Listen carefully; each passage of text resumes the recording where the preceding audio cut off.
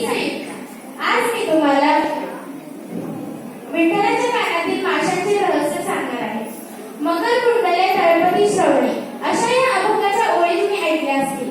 पांडुरंग विठ्ठल हे साक्षात विष्णूचे द्वापर युगातील दुसरे आणि दशावतारातील 9वे अवतार आहे. असं म्हणतात की विठ्ठलाच्या कानामध्ये माशांची कुंडलं असतात. त्यावर एक कथा आहे, ती म्हणजे अशी की एकदा एक कोळी विठ्ठलाला भेटायला आला. येताना तो आपल्याकडचे 2 मासे घेऊन जातो. त्याला ते पांडुरंगाला भेट म्हणून द्यायचे असतात. पण त्याला इतर लोक मात्र आत काही जाऊन देत नाही. कारण काय, तर देवाला मासे म्हणून भेट देतं का कोणी? सगळे लोक त्याला म्हणतात, अरे हे तू काय करत आहेस? पांडुरंग हे साक्षात देव आहे, त्यांना मासे कसे चालतील? तू जर असे केलंस तर पाप लागेल तुला सुद्धा आणि आम्हाला सुद्धा, म्हणून आम्ही काय तुला आत जाऊ देणार नाही, असं सगळ्या लोकांचं म्हणणं पडलं. या सगळ्यांचं बोलणं चालू असताना तेव्हा खुद्द पांडुरंगच तिथे येतात आणि सगळ्यांना सांगतात, या कोळ्यातले जे काही आहे ते त्यांनी माझ्यासाठी आणले. त्याची ही वृत्ती बघा आणि त्याचबरोबर त्याचा भाव सुद्धा बघा.